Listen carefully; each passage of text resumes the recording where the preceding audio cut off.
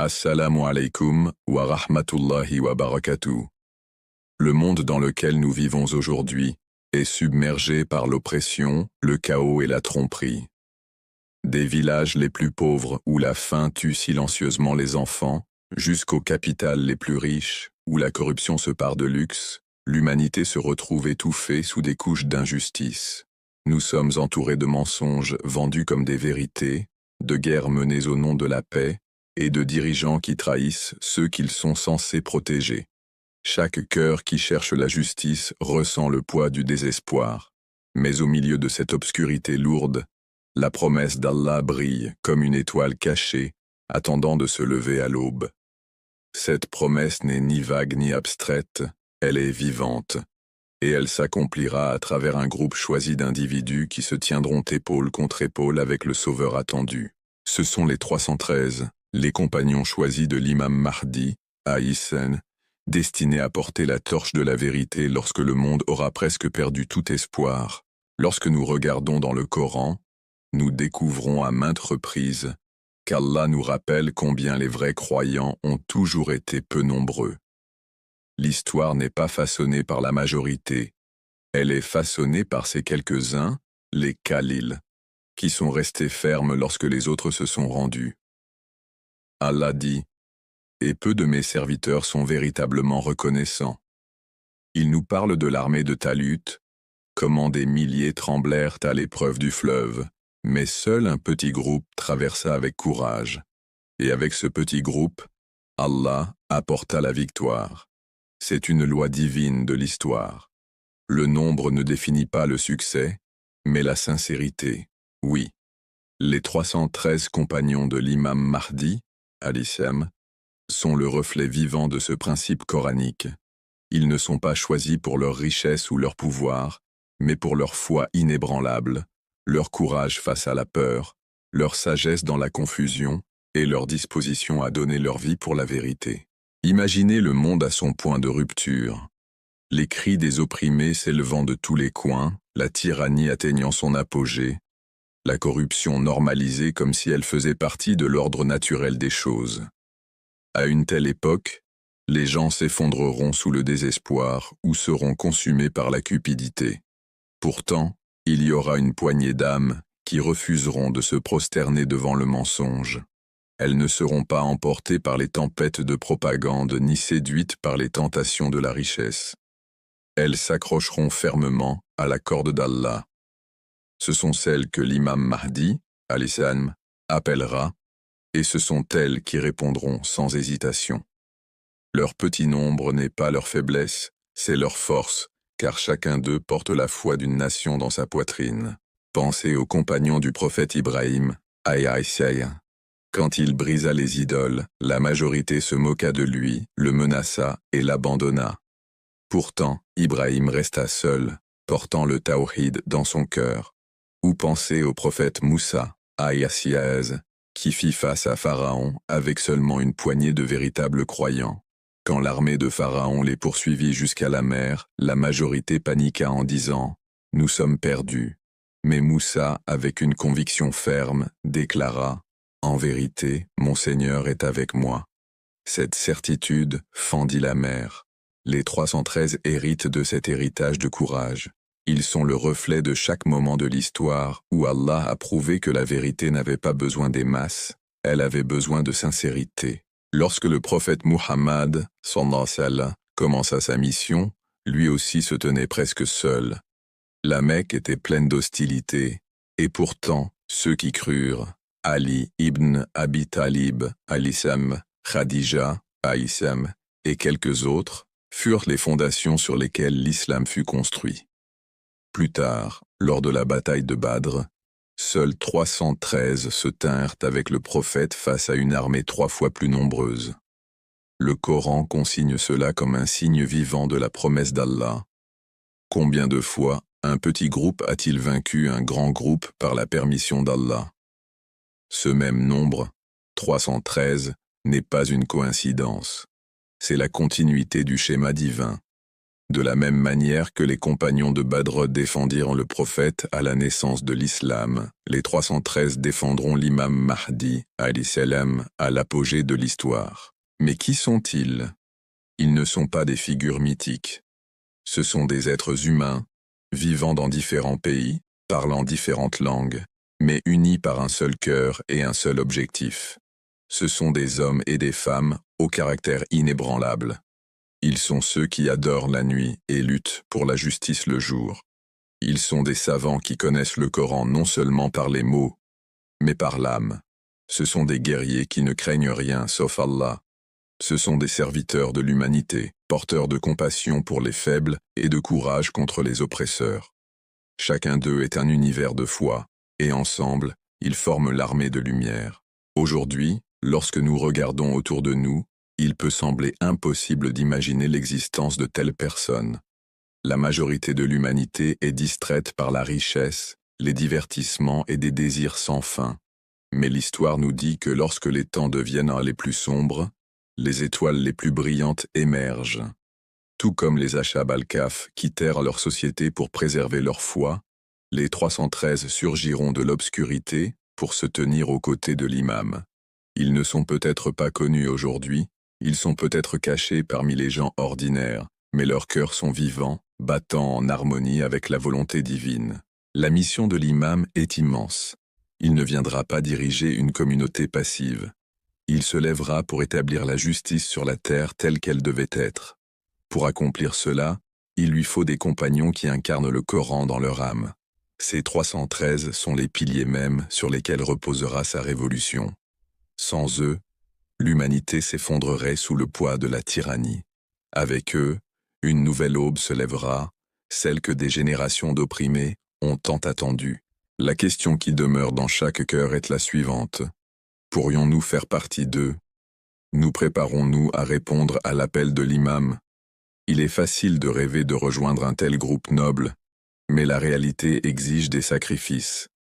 Les 313 ne sont pas choisis au hasard. Ils sont purifiés par des épreuves, testés par des difficultés et élevés par leur sincérité.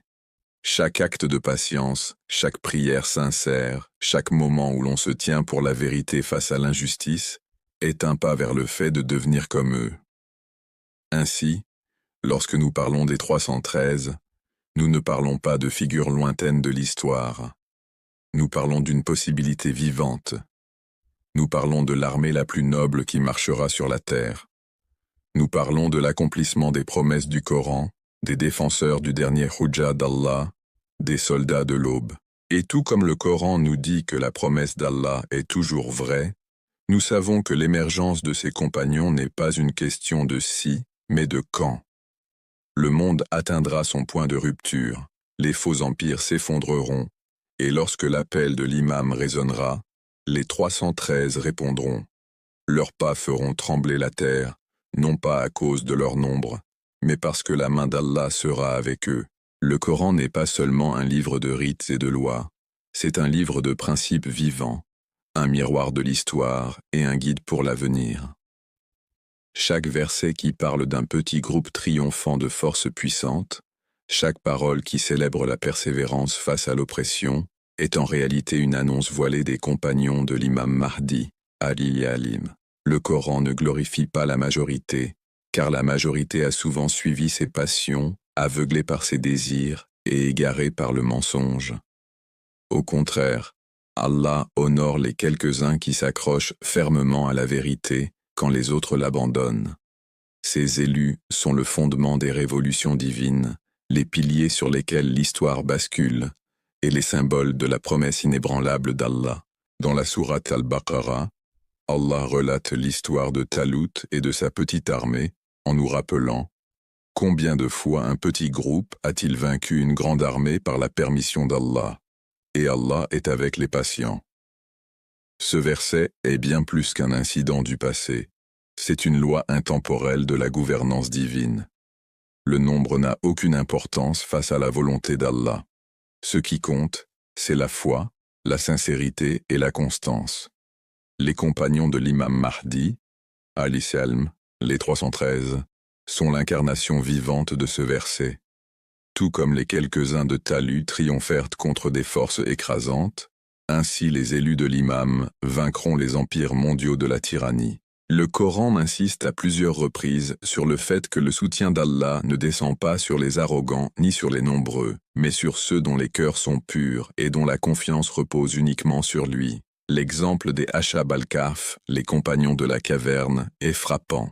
Ils n'étaient qu'une poignée de jeunes dans une société noyée dans l'idolâtrie et la corruption, mais ils choisirent l'exil plutôt que le compromis, la vérité plutôt que le confort. Allah a immortalisé leur courage dans son livre, préservant leur mémoire comme un signe pour chaque génération. Leur nombre était petit, leur force limitée, mais leur foi les a rendus éternels. C'est ce même esprit qui définit les 313.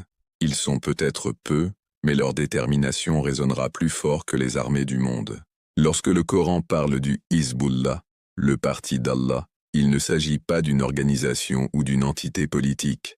C'est la description intemporelle d'une communauté de croyants qui se consacrent entièrement à la cause d'Allah. En vérité, le parti d'Allah sera victorieux. Ils ne sont pas définis par la race, la nationalité ou le temps. Ils se distinguent par leur loyauté, leur courage et leur obéissance au commandement divin. Les 313 sont la plus haute manifestation du Hizbullah, ceux qui se rallieront à l'imam non pour un gain terrestre mais par soumission totale à la volonté d'Allah. Considérons les récits coraniques des prophètes et de leurs partisans. À chaque étape, la majorité a rejeté la vérité. Seule une poignée est restée ferme. Avec le prophète Nuh, à Essed, des siècles de prédication aboutirent à ce qu'un petit groupe seulement monte dans l'arche. Avec le prophète Ibrahim, à Issienne, rares furent ceux qui partagèrent sa vision du Tawhid. Avec Moussa, à Essène, quand il appela son peuple à entrer dans la terre promise, les masses reculèrent par peur, mais un petit groupe dit « Entrez par la porte, car si vous y entrez, la victoire sera à vous. » Allah nous enseigne encore et encore, le salut vient de ceux, peu nombreux, qui tiennent bon quand tous les autres reculent. Voilà pourquoi les 313 compagnons ne sont pas une anomalie mais une continuité de la tradition divine. Le Coran révèle également la psychologie de ces élus. Ils sont décrits comme ceux qui ne craignent pas le blâme des blâmeurs. Ils ne se laissent pas influencer par l'opinion publique, ni réduire au silence par les menaces, ni corrompre par la richesse. Leurs yeux sont fixés sur Allah, et leurs cœurs sont ancrés dans la certitude. Cette nature inébranlable leur permet de se tenir aux côtés de l'imam lorsque le monde entier tremblera dans la confusion et la peur. Dans la sourate Al-Saf, Allah dit « En vérité, Allah aime ceux qui combattent dans son chemin rangés en rang comme s'ils étaient une structure solide. » Cette image d'unité et de discipline n'est pas fortuite. Les compagnons de l'imam Mahdi, à Yessem, ne sont pas simplement des individus dispersés dans le monde. Ils sont un seul corps, un mur solide de résistance contre le mensonge. Leurs cœurs battent à l'unisson, leurs voix s'élèvent ensemble, et leurs épées se lèvent d'un même mouvement. L'imagerie coranique de l'unité, de la discipline et de la résilience trouve en eux son aboutissement parfait. Les Ashab al-Kahf, les gens de Badr, les partisans de Talut, la poignée qui se tint aux côtés des prophètes dans leurs heures les plus sombres, tous ces exemples dans le Coran ne sont pas des histoires du passé, mais des promesses pour l'avenir. Ils sont des signes qui préparent les croyants à comprendre le rôle des 313. Lorsque l'imam se lèvera, le monde les regardera et dira « Comment si peu peuvent-ils tenir tête à tant ?» Et le Coran répondra « Combien de fois un petit groupe a-t-il vaincu une grande armée par la permission d'Allah ?» Le Coran souligne aussi le soutien invisible qui fortifie les élus. En vérité, nous raffermirons vos cœurs. Ce raffermissement n'est pas seulement intellectuel, mais aussi spirituel. C'est le don de la sérénité divine, la sakina, qui descend sur les croyants lorsque la peur les entoure. Tout comme elle descendit sur le prophète, sallallahu alayhi wa sallam, et son compagnon dans la caverne, tout comme elle enveloppa les croyants à Badr, elle descendra sur les 313 lorsqu'ils se lèveront avec l'imam. Leur courage ne sera pas seulement humain, il sera infusé d'une énergie divine. Un autre thème coranique est celui de la succession. Allah dit « Nous voulons favoriser ceux qui ont été opprimés sur la terre, en faire des dirigeants et en faire des héritiers. » Ce verset ne concerne pas seulement les masses opprimées, mais aussi les dirigeants choisis qui s'élèvent parmi elles. Les 313 sont ses héritiers, ceux qui transforment des siècles d'oppression en une nouvelle ère de justice. Ils représentent l'accomplissement de la promesse d'Allah, que la terre ne restera pas à jamais entre les mains des tyrans. Le Coran attire également notre attention sur la pureté de l'intention. Dans la sourate Al-Baqarah, Allah rappelle que les vrais croyants sont ceux qui donnent en aumône en secret et au grand jour, qui se tiennent en prière la nuit, qui placent leur confiance en Allah dans l'épreuve. Les compagnons de l'imam sont nourris dans ce terreau de sincérité.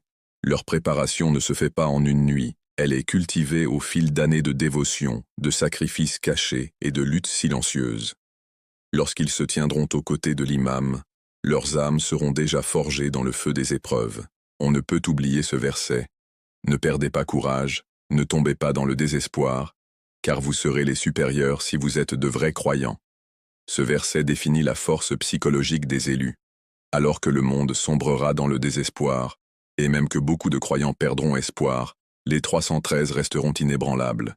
Ils incarnent l'ordre coranique de rester ferme, de ne jamais céder au désespoir, car le désespoir est l'arme de Shaitan, tandis que l'espérance en Allah est la lumière du croyant. Ainsi, lorsque nous nous demandons pourquoi le nombre n'est que de 313, le Coran lui-même répond « La vérité n'a jamais été une question de nombre. La vérité a toujours été portée par les quelques-uns qui ont eu le courage de se tenir seuls si nécessaire. Et quand ils se lèvent, Allah multiplie leurs forces, faisant qu'un seul d'entre eux équivaut à 1000. Le Coran dit « S'il y a 20 d'entre vous qui persévèrent, ils vaincront 200, et s'il y en a 100, ils vaincront 1000 par la permission d'Allah. » Ce principe se reflète directement dans la mission de l'imam. Chacun de ces 313 n'est pas seulement un soldat, mais une armée à lui seul. Les compagnons de l'imam Mahdi, alayhi-salam, ne font donc pas seulement partie de la prophétie islamique, mais ils sont profondément enracinés dans l'histoire et les principes coraniques. Ils sont les Ashab al-Kahf modernes, les héritiers de l'armée de Talut, le reflet des guerriers de Badr et le Hizbullah ultime. À travers eux, les promesses du Coran seront accomplies, et à travers eux, l'humanité sera témoin du miracle vivant de la justice divine. Lorsque nous nous tournons vers le trésor des hadiths préservés par les Ahlul Bayt, alayhi-salam, nous découvrons que l'histoire des compagnons de l'imam Mahdi, alayhi-salam, n'est pas laissée dans le vague ou l'abstrait. Le prophète, sallallahu alayhi wa sallam, et les imams, alayhi-salam, ont parlé en détail des 313, décrivant leur nombre, leurs origines, leurs qualités et leur loyauté inébranlable. Ces traditions révèlent que les 313 ne sont pas simplement des hommes ordinaires qui se rassemblent autour de l'imam au bon moment. Ils sont préparés, purifiés et destinés par Allah à jouer leur rôle dans la dernière révolution divine. L'un des parallèles les plus frappants établis par les hadiths est celui avec la bataille de Badr. Le prophète, sallallahu alayhi wa sallam, commença sa mission avec des années de lutte, d'opposition et d'isolement. Pourtant, lorsque le moment décisif arriva, ce furent seulement 313 compagnons qui se tinrent à ses côtés sur le champ de bataille de Badr, face à une armée presque 3 fois plus nombreuse. Leur courage, leur foi et leur disposition au sacrifice devinrent immortels dans l'histoire islamique. Les narrations nous disent que les compagnons de l'imam Mahdi, alayhi-salam, seront également 313, égaux aux soldats de Badr.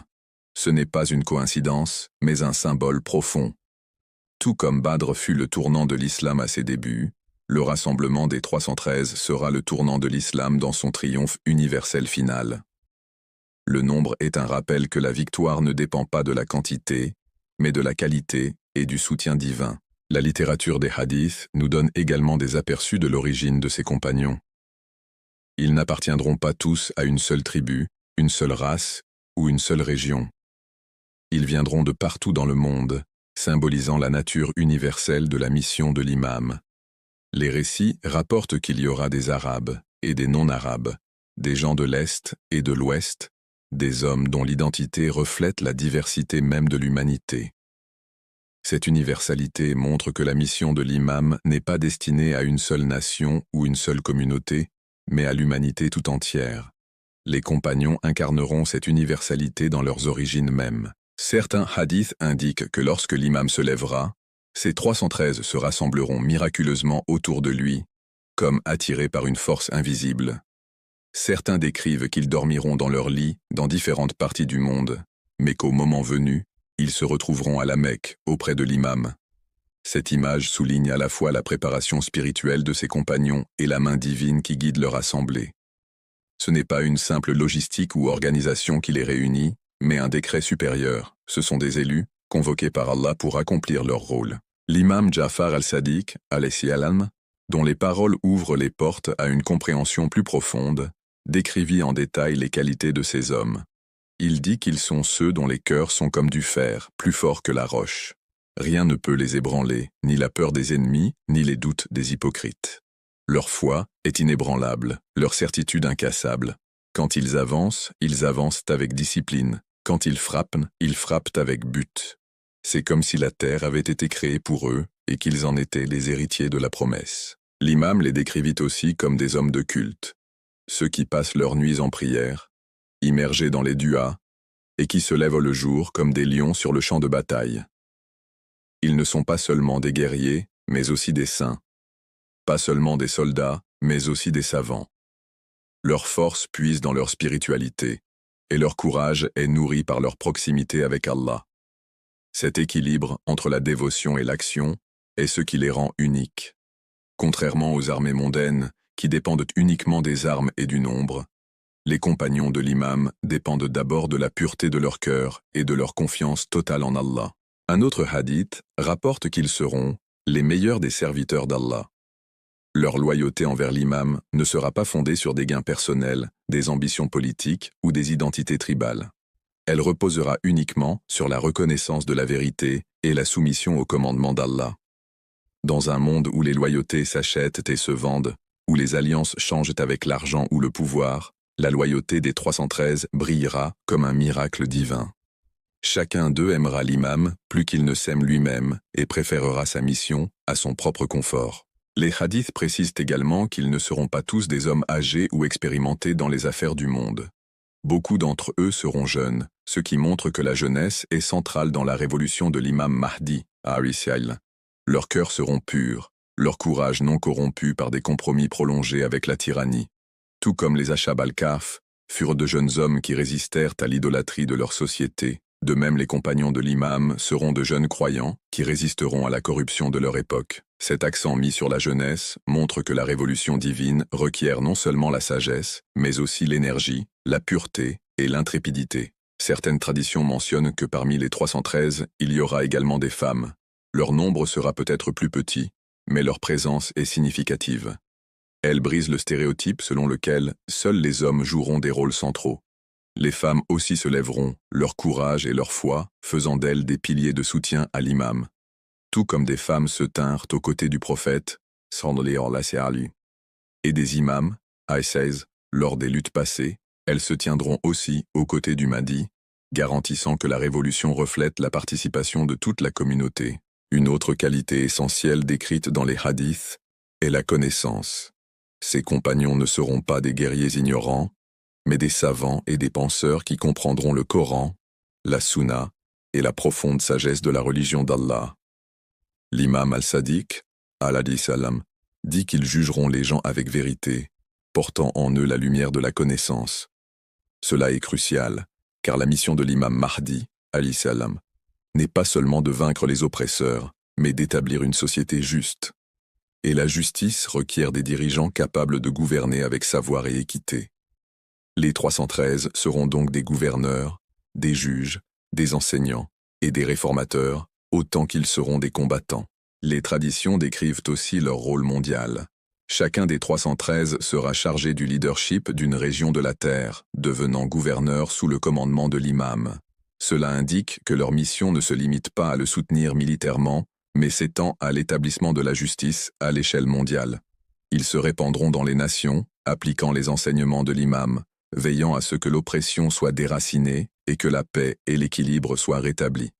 Il y a aussi une dimension mystique dans leur description. Certains hadiths disent que leurs cœurs seront reliés les uns aux autres, qu'ils auront une clairvoyance spirituelle, basira, et une lucidité que les gens ordinaires n'ont pas. Ils verront la vérité aussi clairement qu'ils voient le soleil. Cette vision intérieure les protège des tromperies et des mensonges, les rendant immunisés contre la propagande et les illusions qui égareront le reste de l'humanité à la fin des temps. Les hadiths nous rappellent encore et encore que le rassemblement des 313 n'est pas un accident, mais le fruit de siècles de préparation divine. Ce sont les soldats cachés d'Allah, vivant dans différentes terres et époques, mais portant en eux une disponibilité pour l'appel final. Quand l'imam apparaîtra, ils se lèveront sans hésitation, comme s'ils avaient attendu toute leur vie pour ce moment unique. Cette vision des 313 n'a pas pour seul but de susciter l'admiration, mais aussi de fixer un modèle pour les croyants. Les traditions nous invitent à réfléchir. Quelles qualités pouvons-nous cultiver en nous afin d'espérer être parmi eux, ou du moins parmi ceux qui les soutiennent? Les hadiths dressent le portrait non pas de surhommes hors d'atteinte, mais de serviteurs d'Allah qui ont perfectionné leur humanité en la remettant entièrement à Allah. Ainsi, les compagnons de l'imam Mahdi, à Islam, tels que décrits dans les hadiths, sont le pont entre la promesse divine et l'effort humain. Ils sont peu nombreux mais immenses dans leur impact. Leurs origines couvrent le monde, mais leur unité est absolue. Leur qualité reflète les idéaux les plus élevés de l'islam, courage comme les guerriers de Badr, dévotion comme les ascètes de la nuit, savoir comme les savants de vérité, et loyauté comme les martyrs de Karbala. À travers eux, la mission de l'imam devient irrésistible, et à travers eux, la promesse coranique selon laquelle les opprimés hériteront de la terre s'accomplit enfin. L'histoire des 313 compagnons de l'imam Mahdi, alayhi salam, n'est pas complète sans une réflexion profonde sur leurs qualités. Ce ne sont pas des hommes et des femmes choisis au hasard à la dernière minute. Ils sont le fruit de siècles de préparation divine, des personnes dont les cœurs, les esprits et les actions incarnent l'essence même des idéaux coraniques. Les traditions soulignent encore et encore que ce qui les distingue n'est pas seulement leur nombre ou leur présence, mais les qualités qu'ils portent en eux, des qualités qui les rendent aptes à être l'épine dorsale de la dernière révolution divine. La première de ces qualités est le sabre, la patience. Tout au long du Coran, la patience est décrite comme la marque des vrais croyants. Les prophètes ont surmonté leurs épreuves par la patience, les communautés ont été sauvées par la patience, et les tyrans ont été vaincus par la patience des opprimés. Les compagnons du Mahdi, alayhi salam, sont décrits comme ceux dont la patience est inébranlable. Ils endureront des années d'oppression, de marginalisation et d'attente, mais ils ne perdront pas espoir et ne compromettront pas leur foi.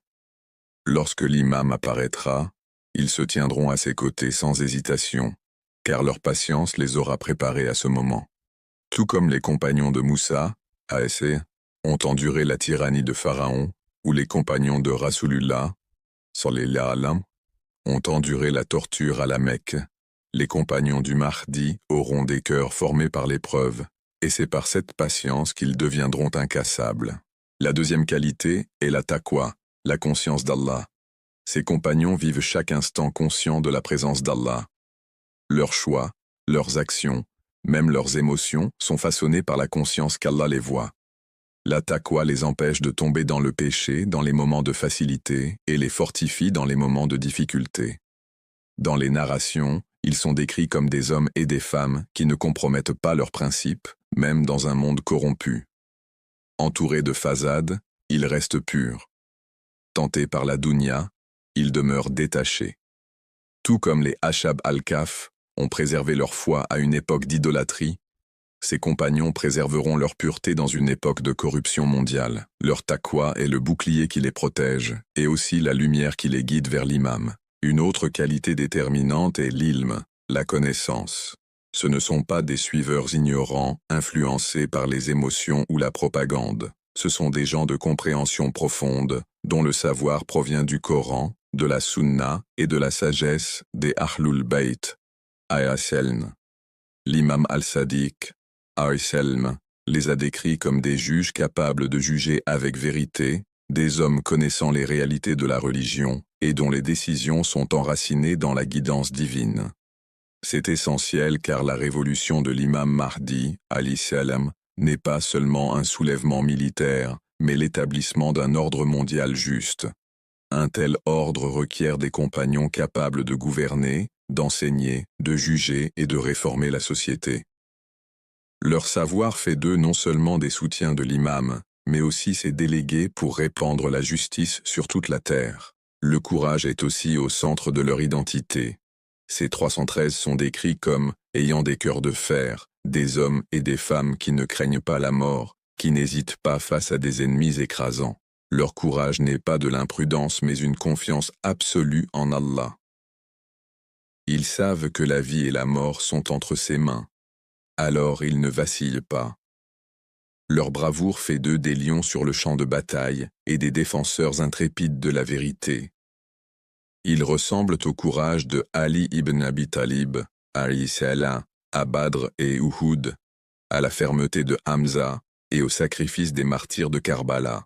Tout comme ces héros ont rendu l'islam victorieux par leur courage, les 313 rendront la mission de l'imam irrésistible par leur engagement sans peur. Les hadiths les décrivent aussi comme des adorateurs nocturnes et des guerriers diurnes. La nuit, ils se tiennent en prière, pleurant devant Allah, cherchant le pardon et s'immergeant dans le rappel.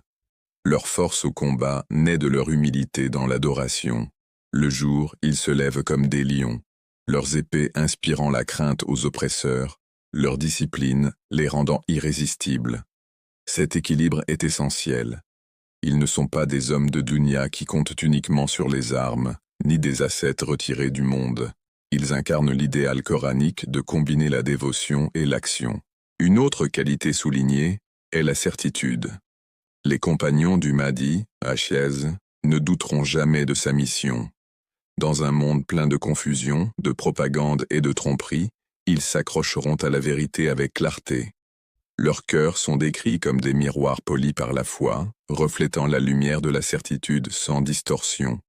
Leur certitude les protège de l'hésitation et leur donne la force de porter le fardeau de la transformation mondiale.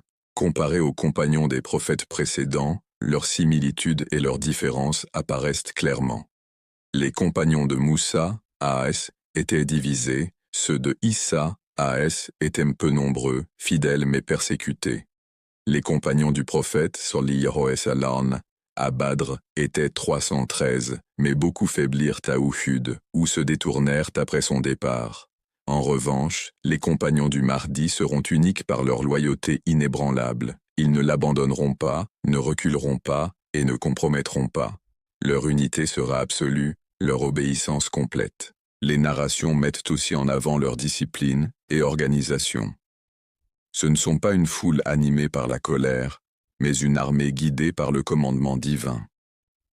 Leur ordre reflète le principe coranique d'unité. En vérité, Allah aime ceux qui combattent dans son chemin en rang serré, comme s'ils étaient une structure solide. 61.4.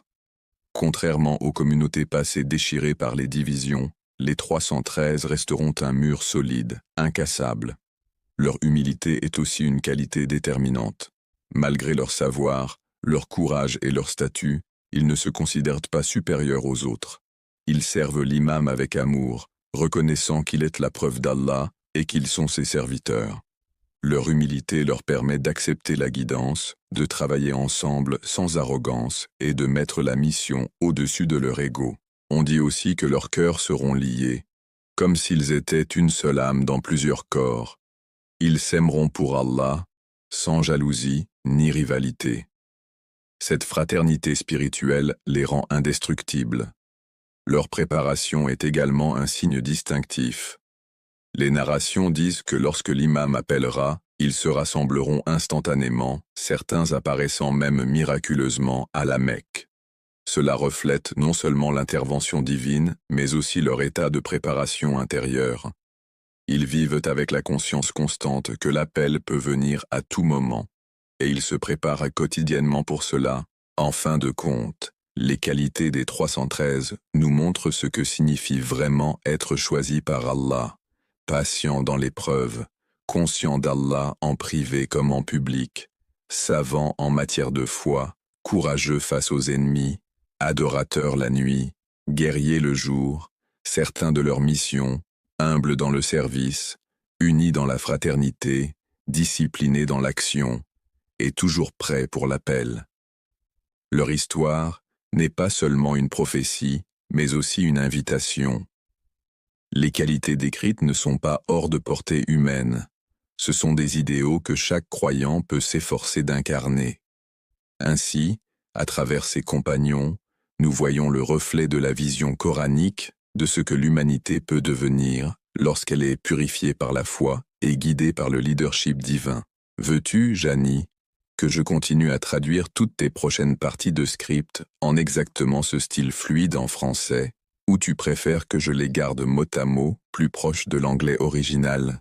Les compagnons de l'imam al-Mahdi, alayhim, ces 313 choisis, sont souvent imaginés uniquement comme des guerriers ou des saints issus d'une région particulière. Mais les hadiths et les enseignements coraniques nous rappellent que ces élus ne sont pas liés à une seule terre, une seule culture ou une seule ethnie. Ils incarnent le message universel de l'islam, un message qui commença avec Adam, A.S., se transmit par Nuh, A.S., Ibrahim, A.S., Moussa, A.S., Isa, A.S., et trouva son achèvement avec le prophète Muhammad, S.N. Laudam, qui fut envoyé non pour une seule tribu ou un seul peuple, mais comme une miséricorde pour toute la création. Les 313 reflètent cette universalité. Ils ne sont pas une élite étroite d'une culture particulière, mais une tapisserie tissée de la diversité de l'humanité elle-même. Le Coran rappelle encore et encore le principe d'universalité. Il proclame que l'humanité fut créée en nations et en tribus afin qu'elles se connaissent, non qu'elles se méprisent. Il souligne que le plus honoré auprès d'Allah n'est ni l'arabe, ni le non-arabe, ni le riche, ni le puissant, mais celui qui possède la plus grande taqwa. Ce principe forme le fondement de la mission de l'imam et définit aussi la composition de ses compagnons. Ils représenteront l'étendue de la terre, démontrant que la justice divine n'est pas un don réservé à une ethnie, mais une responsabilité partagée par tous les croyants qui se purifient et se tiennent pour la vérité. Lorsque nous étudions les narrations, nous découvrons que les compagnons sont décrits comme venant de différentes régions, de différentes langues et de divers horizons. L'imam Jafar al-Sadiq, alayhi salam, explique qu'ils se rassembleront de l'Est et de l'Ouest, certains apparaissant miraculeusement à la Mecque pour répondre à l'appel de l'imam. Cela montre que leur sélection n'est pas fondée sur la naissance ou la géographie, mais sur la foi, la préparation et la pureté. Parmi eux se trouveront des Arabes et des non-Arabes, des Perses et des Africains, des Turcs et des Indiens, des hommes et des femmes, dont le seul lien est leur loyauté absolue envers la preuve d'Allah. Cette représentation mondiale porte un symbolisme profond. Elle brise l'idée étroite selon laquelle l'islam serait la religion d'une seule race ou d'une seule région. Elle démontre que le Sauveur attendu appartient à toute l'humanité et que ses aides reflèteront cette universalité.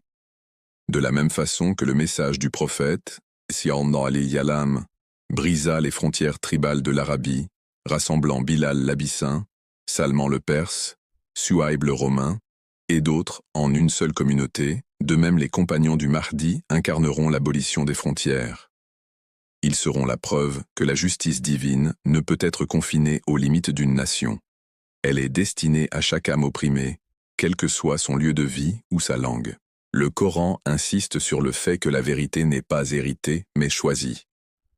Le peuple de Nuh, Anachise, ne fut pas sauvé simplement parce qu'il appartenait à sa tribu, mais seuls ceux qui crurent en lui entrèrent dans l'arche.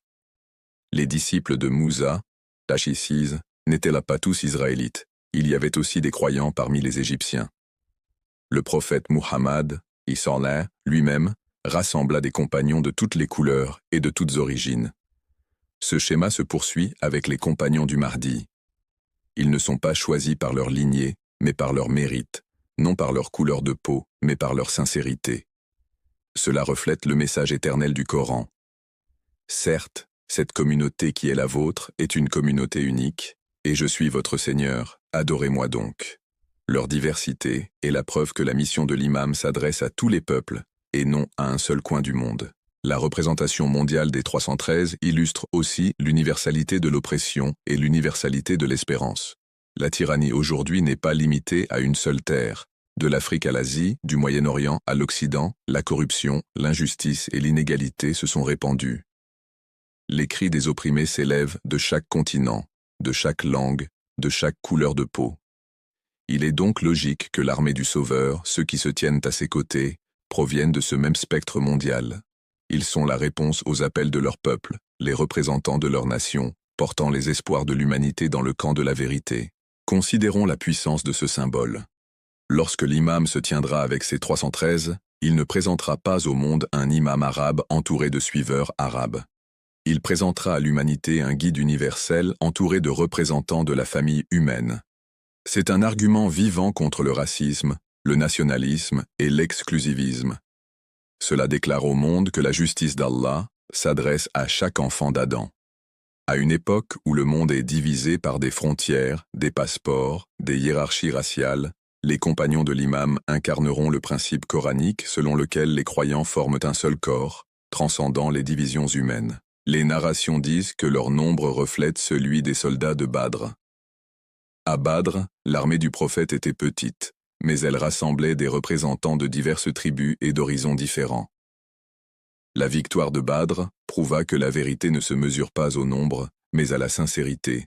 Les 313 du Mahdi sont également peu nombreux mais immenses par leur symbolisme. Ils représentent un microcosme du monde, montrant que de chaque coin de la terre, il existe des personnes qui ont préservé leur foi, purifié leur cœur et se sont préparées à répondre à l'appel de l'imam. Cette composition mondiale prépare aussi le terrain pour la mission universelle de l'imam. Lorsqu'il se lèvera, sa révolution ne sera pas un simple changement régional. Elle ne sera pas le remplacement d'un dirigeant local par un autre. Elle sera la restructuration de l'ordre mondial entier, l'établissement de la justice sur tous les continents. Pour accomplir cela, ses compagnons doivent être enracinés dans les cultures, les langues et les luttes de chaque région. Ils doivent pouvoir porter son message dans leur propre terre, enseigner, diriger et réformer. Leur diversité n'est donc pas seulement symbolique, elle est pratique. Elle garantit que la mission de l'imam ne sera pas perdue dans la traduction ni entravée par des barrières culturelles. Les 313 sont le pont entre l'imam et l'humanité, chacun étant une passerelle vers une partie du monde. Nous voyons également dans leur nature mondiale un reflet de la vision du prophète lors du sermon d'adieu, quand il déclara qu'aucun arabe n'avait de supériorité sur un non-arabe, ni un non-arabe sur un arabe, il semait la graine d'une fraternité universelle. Cette graine atteint sa pleine floraison chez les compagnons du Mahdi.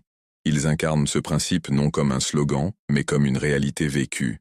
Parmi eux, il n'y aura ni arrogance raciale, ni orgueil de lignée, ni discrimination de langue. Ils seront unis uniquement par la foi, la taqwa et le service au hujja. Dans leur diversité mondiale, les compagnons reflètent aussi la beauté de la création d'Allah. Tout comme le Coran décrit la diversité des langues et des couleurs comme des signes d'Allah, ces compagnons sont aussi des signes. Leurs origines variées montrent que la mission de l'imam n'est pas d'effacer la diversité humaine, mais de l'unir sous la bannière de la justice. Ils sont la preuve que des personnes de chaque culture peuvent préserver la pureté, que la lumière de la foi peut briller dans chaque terre. Ils sont un rappel à ceux qui pensent que la guidance est limitée à un peuple, une tradition ou un sol particulier. La nature mondiale des 313 s'adresse aussi au monde moderne, où la mondialisation a relié l'humanité plus que jamais. Aujourd'hui, l'oppression est globale, mais la conscience l'est aussi. Les peuples des continents témoignent en temps réel des luttes des autres et leurs cœurs s'unissent dans la sympathie. Les compagnons de l'imam incarneront cette conscience mondiale. Ils ne combattront pas uniquement pour leur propre terre ou leur propre tribu, mais pour l'humanité entière. Ils ressentiront la douleur des opprimés dans chaque coin du monde et se lèveront pour y répondre. Cette universalité fait d'eux le véritable parti d'Allah, transcendant l'étroitesse des divisions humaines. Il est aussi important de réfléchir à la manière dont cette représentation mondiale reflète les promesses répétées du Coran d'un temps où la terre sera héritée par les justes. Le verset de la sourate Al-Qassas promet « Et nous voulions favoriser ceux qui avaient été opprimés sur la terre, et en faire des dirigeants, et en faire des héritiers. » Les opprimés ne sont pas confinés à un seul peuple, ils existent partout. Par conséquent, les héritiers doivent eux aussi venir de partout. Les 313 sont la première vague de ces héritiers, choisis dans toute l'humanité pour montrer que la promesse appartient à tous ceux qui croient et tiennent bon. En fin de compte, la représentation mondiale des 313 nous révèle quelque chose de profond sur la mission du Mahdi, Haysen. Sa révolution ne vise pas la victoire d'une nation sur une autre, ni d'une race sur une autre. C'est la victoire de l'humanité sur l'oppression, de la vérité sur le mensonge, de la justice sur la tyrannie. Ses compagnons sont la preuve de cette mission universelle. Ils portent en eux le message que la justice d'Allah appartient à tous et prépare le monde à accepter une direction qui transcende chaque frontière et chaque identité. Leur histoire nous met au défi de penser au-delà de nos cercles étroits. Elle nous rappelle que, pour nous préparer à l'imam, nous devons embrasser l'universalité de sa mission. Nous devons voir le croyant en Afrique, en Asie, en Europe, en Amérique, comme notre frère et notre sœur. Nous devons dépasser les divisions de langue, de race et de nation, et nous unir sur la base de la taqwa. Car il se peut que parmi ces croyants lointains se trouvent certains des 313 choisis, et il se peut qu'Allah prépare, dans chaque coin de la terre, des représentants de sa vérité. Lorsque l'imam se tiendra avec ses compagnons, le monde verra enfin la réalité de la vision du Coran. Une famille humaine unie par la justice, guidée par une direction divine et libérée des chaînes des divisions illusoires. Et les 313, venus de toutes les terres, seront la preuve que la lumière d'Allah brille sur toute l'humanité, que sa promesse embrasse toutes les nations et que sa victoire finale n'appartient pas à un seul groupe, mais à toute la création. L'ère de la Gaïbat est l'une des étapes les plus mystérieuses, mais aussi les plus profondément intentionnelles du plan divin. Pour beaucoup, elle ressemble à une absence, un silence, une attente. Mais en vérité, la Gaïbat n'est pas un vide. C'est une salle de classe, un champ d'entraînement et une épreuve de préparation. C'est le moment où l'humanité est façonnée, affinée et mise à l'épreuve, afin que lorsque l'imam al-Mahdi, al-Islam, apparaîtra, il ne se lèvera pas seul. Il sera accompagné de ceux qui se sont entraînés, qui ont purifié leur cœur et cultivé les qualités nécessaires pour être les porteurs de la justice divine. Ce terrain d'entraînement qu'est la Gaïbat est l'endroit où les 313 sont formés et où chaque croyant est appelé à se préparer, même s'il n'est pas destiné à faire partie de ce nombre choisi. Le Coran et les hadiths nous rappellent que l'attente de l'intervention divine n'est jamais passive. Noé, as-Salam, n'a pas attendu le déluge en s'asseyant dans le désespoir. Il a construit l'arche planche par planche. Moussa, as-Seize, n'a pas attendu la libération en restant silencieux sous la tyrannie de Pharaon. Il a défié le trône de l'oppression avec courage et miracle. Issa, as-Seize, n'a pas attendu que la société corrompue se répare d'elle-même. Il a marché parmi les pauvres, guéri les malades et prêché la miséricorde face à l'hostilité. Et le prophète Muhammad, sallallahu alayhi wa sallam, n'a pas attendu que l'Arabie abandonne l'idolâtrie d'elle-même. Il a enduré la persécution, émigré, combattu et bâti une nouvelle société. Chaque mission divine a exigé préparation, patience et lutte. De la même manière, la Gaïbat n'est pas une ère d'inaction, mais une ère où les vrais croyants sont éprouvés dans leur capacité à agir sans voir, à faire confiance sans toucher, à rester loyaux sans rappel constant. Cette épreuve invisible est ce qui affine les compagnons de l'imam. Pour la jeunesse d'aujourd'hui, cet entraînement a un poids particulier. Les récits sur les compagnons du Mahdi nous disent qu'ils seront jeunes d'esprit, forts dans leurs convictions et profondément enracinés dans le savoir. La jeunesse est souvent considérée comme inexpérimentée, mais à travers l'histoire, ce sont les jeunes qui ont porté les révolutions, qui ont eu l'énergie de combattre, la créativité de s'adapter et le courage de défier l'ordre établi. Les compagnons de Badr n'étaient pas des vieillards, c'étaient des cœurs ardents, prêts à tout risquer pour la vérité. Il en sera de même pour les 313. La jeunesse d'aujourd'hui doit donc se voir non comme des spectateurs de l'histoire, mais comme des porteurs potentiels de la justice divine. Leur entraînement commence maintenant, dans les écoles, dans les mosquées, dans les universités, dans les centres communautaires, et même dans les combats quotidiens contre la tentation et le désespoir. Les savants, eux aussi, jouent un rôle indispensable dans cet entraînement. La mission de l'imam est enracinée dans le savoir, car il est décrit comme « Qaim bil Qur'an », celui qui se lève avec le Coran. Ses compagnons ne sont pas de simples guerriers, mais des savants, des penseurs et des enseignants. Ils sont décrits comme ceux qui comprennent profondément le Coran et qui savent appliquer les principes divins aux réalités de leur temps. Pendant la Gaïbat, les savants ont la responsabilité de guider la communauté, de préserver le message et d'empêcher les déviations. Ils sont comme les étoiles dans le ciel nocturne, empêchant les voyageurs de se perdre. Leur sincérité, leur courage et leur sagesse font partie de la formation de la communauté, garantissant que lorsque l'imam apparaîtra, il trouvera déjà une base de savoir et de guidance prête à le soutenir. Les outils de formation pendant la Gaïbat ne sont pas cachés. Ils sont exposés dans le Coran et la Sunna. Le premier est la patience. Allah répète dans le Coran qu'il est avec ceux qui sont patients. La patience n'est pas simplement endurer les épreuves, mais persévérer avec un but. À une époque d'injustice, la patience signifie ne pas céder au désespoir, ne pas abandonner la foi, et ne pas se laisser séduire par de fausses promesses. Cela signifie continuer à prier, à apprendre, à résister à l'oppression, même quand la victoire semble lointaine. Cette qualité prépare les croyants à la longue attente, au moment où l'endurance sera récompensée par l'appel de l'imam. Le deuxième outil est la dua. La supplication n'est pas seulement un rituel, c'est le lien vital entre le croyant et Allah. En l'absence d'accès direct à l'imam, la dua garde les cœurs connectés à la réalité invisible. La dua pour la sécurité de l'imam, la dua pour sa réapparition, la dua pour la fermeté. Ce ne sont pas des mots vides mais des actes d'entraînement. Elles façonnent l'âme, enseignent l'humilité, la dépendance envers Allah et la préparation au timing divin. Par la dua, le croyant reste dans le rappel constant que l'histoire n'est pas entre les mains des tyrans mais entre les mains d'Allah, et que le Sauveur attendu est vivant, présent et attendant le commandement de se lever. Le troisième outil est le savoir. La mission de l'imam n'est pas seulement de combattre, mais de réformer, d'éduquer et de raviver les vrais enseignements du Coran. Ses compagnons doivent donc être des gens de savoir. Pendant la Gaïbat, les croyants sont appelés à étudier, à réfléchir et à diffuser la compréhension. L'ignorance est l'arme de l'oppresseur, mais le savoir est le bouclier de l'opprimé. Dans chaque verset du Coran, il y a une guidance pour notre époque. Dans chaque hadith, une lumière pour notre chemin. Pour se préparer à l'imam, les croyants doivent s'immerger dans l'apprentissage, non seulement des sciences religieuses mais aussi du savoir profane, qui leur permettra de relever les défis de leur temps. Ils doivent comprendre la politique, l'économie, la technologie et la culture, afin que lorsque l'imam apparaîtra, ils puissent démanteler le mensonge dans tous les domaines de la vie. Le quatrième outil est l'activisme. La Gaïbat n'est pas une excuse pour rester inactif. C'est un appel à l'action.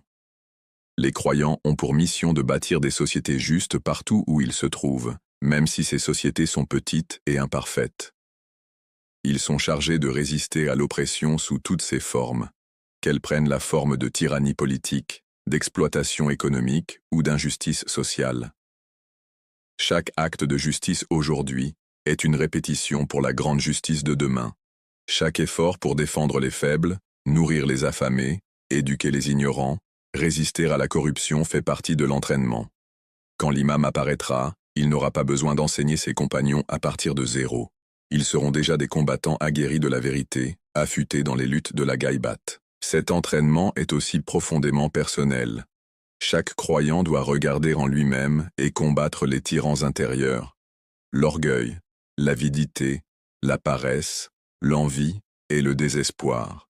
L'imam n'a pas besoin de soldats capables seulement de combattre des ennemis extérieurs mais esclaves de leurs propres désirs. Il a besoin de compagnons dont les âmes sont purifiées, dont les cœurs sont tendres avec miséricorde, mais forts de courage, dont les égos sont domptés par l'humilité. Le véritable champ de bataille de la Gaïbat est à l'intérieur de soi. Ceux qui gagnent cette bataille sont ceux qui sont prêts à se tenir aux côtés de l'imam. En ce sens, chaque croyant en ce temps est en formation, qu'il en ait conscience ou non. Les défis de la vie moderne, les tentations du matérialisme, le bombardement de la propagande, les distractions de la technologie, font tous partie de l'épreuve. Ils séparent ceux qui dérivent sans but de ceux qui se disciplinent. Ils révèlent qui aspire vraiment à l'imam et qui se satisfait du monde tel qu'il est.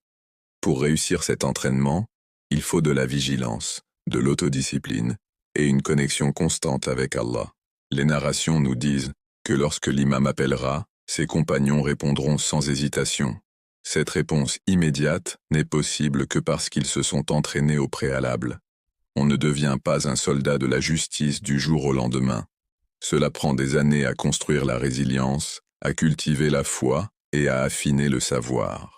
Les croyants d'aujourd'hui doivent donc vivre comme si l'appel pouvait venir à tout moment. Ils doivent se demander, si j'entends l'appel demain, suis-je prêt à laisser derrière moi mon confort, mes attachements, mes excuses, et à me lever pour la vérité? Cet état d'esprit lui-même est l'essence de l'entraînement dans la Ghaibat.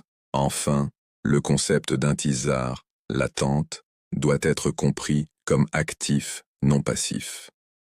Attendre en islam n'a jamais signifié rester inactif, c'est se préparer. Un agriculteur qui attend la récolte sans planter ni arroser ne récoltera rien. Un croyant qui attend l'imam sans se purifier, sans lutter pour la justice, sans apprendre, se retrouvera non préparé lorsque le temps viendra. L'intizar est une forme de jihad, une lutte de patience, de foi et de préparation. C'est une attente active, remplie d'efforts, de désirs ardents et de disponibilité. La Ghaibat, donc, n'est pas une malédiction, mais une bénédiction. C'est le terrain d'entraînement où les croyants sont testés et renforcés. C'est le fourneau où les impuretés sont brûlées et où seuls les purs demeurent. C'est le moment où les 313 sont préparés en silence et où chaque croyant a la chance de rejoindre leur rang, sinon physiquement, alors spirituellement, en incarnant leur qualité. Ceux qui réussissent cet entraînement se trouveront honorés lorsque l'imam apparaîtra. Ceux qui échoueront se trouveront non préparés, regrettant de ne pas avoir utilisé plus sagement le temps de la Ghaibat. Pourquoi les compagnons de l'imam al-Mahdi, al-Alam, sont-ils décrits comme étant au nombre de 313 ? À première vue, ce nombre semble petit, presque insignifiant par rapport à l'immensité de l'humanité ou aux armées des tyrans. Mais dans les mathématiques divines, la force ne se mesure jamais en chiffres. Le Coran et l'histoire des prophètes nous rappellent sans cesse que ce n'est pas la quantité qui détermine la victoire, mais la qualité, la sincérité et le soutien divin. Le symbolisme du chiffre 313 est donc profond. Il nous ramène à la première grande bataille de l'islam, Badr, et nous relie au principe intemporel selon lequel la vérité, même portée par un petit groupe, l'emporte sur le mensonge soutenu par des millions. La bataille de Badr est l'un des moments les plus décisifs de l'histoire islamique. Ce fut le jour où un petit groupe de musulmans, mal équipés, affronta les forces lourdement armées de Quraysh. Les croyants étaient environ 313, tandis que l'ennemi était plus de 3 fois plus nombreux. Selon la logique humaine, les musulmans auraient dû être écrasés. Pourtant, le Coran nous dit qu'Allah fit descendre des anges pour les soutenir, et leur fermeté renversa le cours de la bataille. Ce jour-là prouva que lorsque l'aide d'Allah est avec un groupe, aucune armée, aussi puissante soit-elle, ne peut le vaincre. Les compagnons de Badr devinrent immortels dans la mémoire islamique comme la preuve que la foi et le sacrifice sont plus forts que l'avantage matériel. Lorsqu'on nous dit que les compagnons de l'imam seront également 313, le message est clair. Tout comme Badr marqua le début du triomphe du prophète, les 313 marqueront l'aube de la victoire universelle de l'imam. Mais le symbolisme du 313 ne s'arrête pas à Badr. Il reflète aussi un schéma récurrent dans l'histoire prophétique. Allah commence toujours avec un petit groupe. Nour, Azam, n'eut qu'une poignée de fidèles à bord de l'arche, mais ils portaient en eux la survie de l'humanité. Moussa, Aïzez, se tint avec un petit groupe d'Israélites face au puissant empire de Pharaon, et Allah fendit la mer pour eux. Talut, Saül, marcha avec un petit groupe purifié contre Jalut, Goliath, et le Coran immortalise leur histoire. Combien de fois une petite troupe a-t-elle vaincu une grande armée par la permission d'Allah? Et Allah est avec les endurants. 249. Issa, Aïsen, lui aussi, n'eut que quelques disciples qui crurent en lui alors que la majorité se moquait. Encore et encore, le Coran nous montre que la victoire d'Allah ne dépend pas des nombres, mais de cœurs solides, d'une foi inébranlable et d'une loyauté sans faille. Le paradoxe de la minorité et de la majorité est un thème profondément enraciné dans le Coran. Allah nous dit à plusieurs reprises que la plupart des gens ne savent pas, la plupart des gens ne croient pas, et la plupart des gens sont ingrats. La vérité n'a jamais été portée par la majorité, elle a toujours été soutenue par une minorité. La majorité se laisse souvent tromper par les apparences, le pouvoir, la richesse ou la propagande. La minorité, les élus, sont ceux qui voient avec les yeux de la foi. C'est pourquoi les 313 deviennent un symbole. Ils nous rappellent que la victoire ne dépend pas du nombre de rangs alignés, mais de qui se tient avec sincérité. Ils représentent cette vérité coranique. Même quand le monde semble noyé dans le mensonge, un petit groupe de croyants engagés peut changer le cours de l'histoire. Il existe aussi un lien entre les 313 et l'unité de tous les prophètes. Chaque prophète eut un petit groupe de compagnons qui portèrent à sa mission contre d'immenses obstacles. En faisant des compagnons de l'imam al-Mahdi 313, Allah rattache la mission de l'imam aux luttes de chaque prophète avant lui. C'est comme si les sacrifices de la poignée de Nuh, le courage du petit groupe de Moussa, la fermeté des disciples de Issa et la bravoure des combattants de Badr étaient réunis et perfectionnés dans les 313 du Mahdi. Ils ne sont pas seulement ses compagnons, mais aussi les héritiers de toutes les luttes prophétiques, l'incarnation vivante de la continuité des missions divines. Le chiffre 313 est aussi un symbole de complétude dans la petitesse. Il n'est pas aléatoire, mais délibéré. Dans certains récits, les 313 sont décrits comme des gouverneurs, des commandants et des administrateurs du mouvement mondial de l'imam. Chacun aura une responsabilité, un rôle, une fonction de leadership. Ensemble, ils formeront l'épine dorsale du nouvel ordre divin. Ils sont peu nombreux, mais d'une influence immense, comme des graines qui deviennent des forêts. Leur nombre nous rappelle qu'Allah n'a pas besoin de millions pour changer le monde. Il a seulement besoin de ceux qui sont prêts, sincères et purs. Ce symbolisme porte une leçon importante pour nous aujourd'hui. Beaucoup de croyants se sentent dépassés par l'ampleur de l'oppression, par les puissances mondiales qui contrôlent la richesse, les médias et les armées.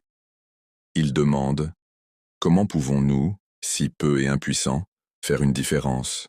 La réponse se trouve dans le symbolisme du 313. Allah ne nous a jamais demandé d'être la majorité. Il nous a demandé d'être sincères, unis et fermes. Si même un petit groupe de jeunes, de savants et de croyants se prépare avec sincérité, il peut être l'étincelle qui allume la flamme de la transformation mondiale. Tout comme 313 à Badr changèrent le destin de l'Arabie, les 313 du Mahdi changeront le destin du monde entier. De plus, ce nombre agit comme un filtre. Il nous dit que tout le monde ne sera pas qualifié pour se tenir aux côtés de l'imam. Ce n'est pas une question de naissance dans une famille musulmane ou d'appartenance à une grande foule de fidèles. C'est une question de choix divin à travers la pureté, la lutte et la foi inébranlable. Les 313 nous rappellent qu'Allah regarde la qualité plutôt que la quantité. Un seul croyant qui prie avec sincérité, résiste à l'injustice et reste ferme vaut plus que 1000 qui vacillent et compromettent. L'imam n'a pas besoin de foule qui acclame, mais qui abandonne. Il a besoin de compagnons qui restent de ferme, même si le monde entier se dresse contre eux. En ce sens, le symbolisme du 313 est aussi un défi pour nous. Il demande « Es-tu prêt à être parmi les rares, même si cela signifie te dresser contre la majorité? Es-tu prêt à sacrifier ton confort, ta réputation et même ta vie pour la vérité? Es-tu prêt à incarner les qualités des compagnons des prophètes, patience, courage, taqwa et dévouement, même si la majorité se moque ou t'abandonne? Prétendre aimer l'imam est facile, mais être parmi ces 313 exige transformation, discipline et sacrifice. Enfin, les 313 sont un symbole de la puissance divine à travers le petit nombre. Ils montrent que l'histoire n'est pas écrite par la majorité, mais par ces quelques-uns, qui portent la lumière divine. À chaque époque, ce sont les rares qui ont changé le monde. Une poignée de prophètes, un petit groupe de réformateurs, quelques compagnons qui ont refusé de plier. Les 313 de l'imam seront l'aboutissement de ce schéma. Ils prouveront encore une fois que la promesse d'Allah est vraie. Si vous aidez Allah, il vous aidera et raffermira vos pas. 47.7. Ils seront la preuve que la taille d'une armée ne signifie rien quand le soutien d'Allah est avec un peuple.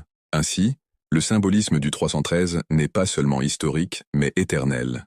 Il rattache les compagnons de l'imam aux guerriers de Badr, aux fidèles de chaque prophète, aux principes coraniques de la vérité portée par la minorité contre le mensonge de la majorité, et à la réalité que la victoire divine ne vient pas du nombre mais de la sincérité.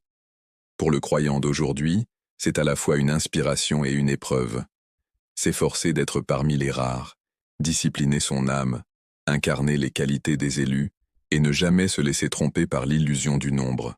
En fin de compte, lorsque l'imam se lèvera, ce ne seront pas les masses qui définiront l'histoire, mais les 313 qui resteront inébranlables, portant l'héritage de tous les prophètes et prouvant qu'un petit groupe soutenu par Allah peut illuminer le monde entier. Lorsque nous entendons parler des 313 compagnons de l'imam Mahdi, alayhi salam, nos cœurs aspirent naturellement à être parmi eux. Ils sont décrits comme les élus, les purifiés, ceux qui se tiendront côte à côte avec le sauveur attendu de l'humanité. Mais ces descriptions ne sont pas destinées à nous faire sentir exclus ou sans espoir. Elles sont plutôt une invitation, un appel de l'histoire et du Coran lui-même, afin que chacun de nous s'efforce d'incarner les qualités qui font un véritable compagnon. Les 313 ne sont pas seulement un nombre mais un symbole de ce qu'Allah attend de ses serviteurs sincères. Ils représentent les idéaux les plus élevés de foi, de courage et de sacrifice. Leur existence nous rappelle que la mission de l'imam réussira non seulement grâce à l'intervention divine, mais aussi grâce à la préparation des cœurs humains prêts à tout consacrer pour la vérité. Pour comprendre l'appel des 313, nous devons d'abord nous rappeler que l'imam n'attend pas que le monde soit parfait, il attend que les gens soient préparés. Le plan d'Allah requiert toujours la participation humaine. Même lorsque des anges descendirent à Badr, ce furent les croyants qui durent entrer sur le champ de bataille. Même lorsque la mer fut fendue pour Moussa, A.S., son peuple dut encore traverser avec confiance. Même lorsque Isa, A.S., accomplit des miracles, ses disciples durent en croire contre toute attente. De la même manière, lorsque l'imam réapparaîtra, ce sera la préparation de ses compagnons qui permettra à sa mission de se déployer. Cela signifie que l'appel des 313 est vivant dès maintenant, résonnant à travers le temps, nous invitant à préparer nos cœurs, nos actions et nos âmes. Les qualités des 313 sont décrites dans les narrations non pas comme des traits surhumains, mais comme des vertus humaines perfectionnées. Ce sont des gens de taqwa, qui se souviennent d'Allah à chaque pas qu'ils font. Ce sont des gens de sabre, qui restent fermes même lorsque le monde se moque d'eux. Ce sont des gens de ilm, dont le savoir n'est pas seulement académique, mais pratique, guidant leurs actions avec sagesse. Ce sont des gens de courage, qui disent la vérité même lorsqu'elle est impopulaire, qui défendent les opprimés même lorsque c'est dangereux. Ce sont des adorateurs la nuit, s'inclinant devant leur Seigneur avec des larmes d'humilité, et des guerriers de la vérité le jour, restant fermes face à l'injustice. Aucune de ces qualités n'est hors de notre portée. Ce sont des idéaux vers lesquels chaque croyant est appelé à tendre. Dans un monde plein de distractions, il est facile de se sentir dépassé et impuissant. Les puissances mondiales dominent les médias, les systèmes corrompus écrasent les faibles, et le matérialisme séduit la jeunesse. Pourtant, c'est exactement le type de monde dans lequel les 313 sont nécessaires. Si les compagnons de l'imam peuvent résister à la cupidité, au mensonge et à la peur, alors nous le pouvons aussi.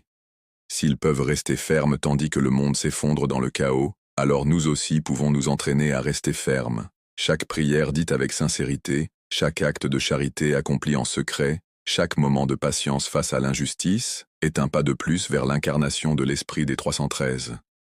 Le chemin n'est pas celui de la perfection, mais de l'effort. Allah n'exige pas que nous ne tombions jamais, mais que nous nous relevions toujours, avec une détermination renouvelée à rester aux côtés de son guide choisi. La beauté de l'appel est qu'il n'est limité à aucune race, nation ou classe. Les narrations soulignent que les 313 viendront des 4 coins du monde, de milieux, de langues et de cultures divers. Cette universalité reflète la mission de l'imam Mahdi, alayhi salam, qui ne viendra pas seulement pour un peuple, mais pour toute l'humanité. Il sera l'accomplissement de la mission de chaque prophète, le Coran vivant, l'incarnation de la justice divine. Ses compagnons représentent donc la diversité de l'humanité unie par la foi. Cela signifie que toute personne, où qu'elle soit, qui cultive les bonnes qualités, peut être comptée parmi eux, que ce soit littéralement dans ce nombre, ou spirituellement dans les rangs de ceux qui soutiennent la cause de l'imam. La plus grande préparation n'est pas dans la force physique ou le pouvoir politique, mais dans la préparation spirituelle. Les compagnons de l'imam ne seront pas choisis pour leur richesse ou leur renommée, mais pour leur sincérité, leur humilité et leur dévouement. C'est pourquoi les savants nous rappellent que la période de Gaïbat n'est pas un temps d'absence, mais de formation. Nous sommes testés, façonnés et préparés. L'imam peut ne pas être visible, mais sa mission est vivante, et ses véritables partisans sont ceux qui vivent comme s'ils les observaient à chaque instant. Être compté parmi les 313, c'est vivre avec cette conscience. Se demander à chaque décision, est-ce que cela plairait à mon imam? Cet acte me rapprochera-t-il de lui en tant que compagnon? L'appel à rejoindre la mission est aussi un appel à la responsabilité. Il est facile de parler de désir, mais les compagnons de l'imam ne sont pas seulement des rêveurs, ce sont des acteurs. Ils propagent le savoir, défendent la vérité, soutiennent les opprimés et mènent des vies de service. Ils ne se cachent pas dans le confort, tandis que l'injustice se répand. Ils s'engagent, ils se sacrifient, et ils inspirent les autres. Répondre à l'appel signifie entrer dans les luttes de notre époque, que ce soit en résistant à la corruption, en aidant les nécessiteux, en guidant les égarés, ou simplement en vivant comme un exemple des valeurs coraniques. Chacun de nous a une sphère d'influence, aussi petite soit-elle. L'utiliser pour Allah, c'est nous préparer pour l'imam. Au cœur de cet appel se trouve le dua. Peu importe combien nous nous efforçons, le succès ne vient qu'avec la permission d'Allah. Les compagnons de l'imam seront des gens de prière, dont les langues se rappellent constamment leur Seigneur, et dont les cœurs sont illuminés par l'espérance. Notre plus grande prière doit être d'être comptés parmi eux, de ne pas être laissés derrière lorsque l'imam appellera. À chaque dua pour son zahour, nous renouvelons notre lien avec lui. À chaque larme versée dans le désir, nous polissons nos cœurs. À chaque prière chuchotée la nuit, nous nous rapprochons du sol d'où surgiront les 313. Ô Allah, fais de nous ceux qui attendent non pas passivement, mais activement. Ô Allah, permets que nous soyons comptés parmi les aides de ta preuve finale, l'imam al-Mahdi, Ajelan. Ô Allah, purifie nos intentions, renforce notre patience, augmente notre savoir, et accorde-nous du courage. Ô Allah, fais de nous ceux qui s'inclinent devant toi la nuit et se lèvent pour la justice le jour. Ô Allah, ne permets pas que nos noms soient absents du registre de ceux qui répondront à l'appel de l'imam. Ô Allah, hâte sa réapparition, apporte le soulagement aux opprimés, brise les chaînes de la tyrannie, et remplis la terre de ta lumière. L'appel à rejoindre la mission est vivant, et il nous appelle. Ce n'est pas une histoire du futur, mais une responsabilité du présent. Chaque croyant a un choix. Se perdre dans les masses qui suivent les modes, ou être parmi les quelques-uns qui se préparent pour l'imam. Les 313 ne sont pas seulement un nombre, ils sont un miroir, nous montrant ce qui est possible lorsque la foi, le courage et la sincérité s'unissent. Leur histoire est une invitation ouverte, et leur qualité une feuille de route. La question n'est pas de savoir si l'imam Mahdi, Allah, apparaîtra, c'est la promesse d'Allah, mais de savoir si nous serons prêts à nous tenir parmi ses compagnons lorsqu'il le fera.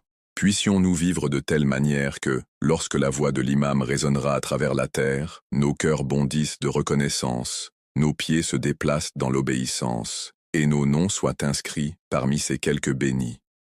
Et même si nous ne sommes pas parmi les 313 littéraux, puissions-nous être parmi leur esprit, leurs aides, leurs partisans, leurs soldats de la vérité, afin que, lorsque l'histoire consignera le dernier chapitre de l'humanité, nos petits efforts soient comptés parmi la grande victoire de la vérité sur le mensonge. Imagine le jour où la voix tant attendue s'élèvera à la Mecque, lorsque l'appel du Sauveur final résonnera à travers la Kaaba, et que les 313 choisis se rassembleront autour de lui. Ce ne sera pas une assemblée ordinaire, ce sera le rassemblement que tous les prophètes ont attendu, le moment vers lequel l'histoire a tendu depuis le commencement du temps. Chacun viendra de différents coins de la terre, mais leurs cœurs seront unis dans une seule mission, se tenir aux côtés de l'imam de leur époque. La terre tremblera non pas de peur, mais de soulagement, car l'humanité verra enfin que la promesse divine n'a pas été oubliée et qu'Allah n'abandonne jamais ses serviteurs. Ce jour n'appartiendra pas seulement à eux, il appartiendra à toute l'humanité.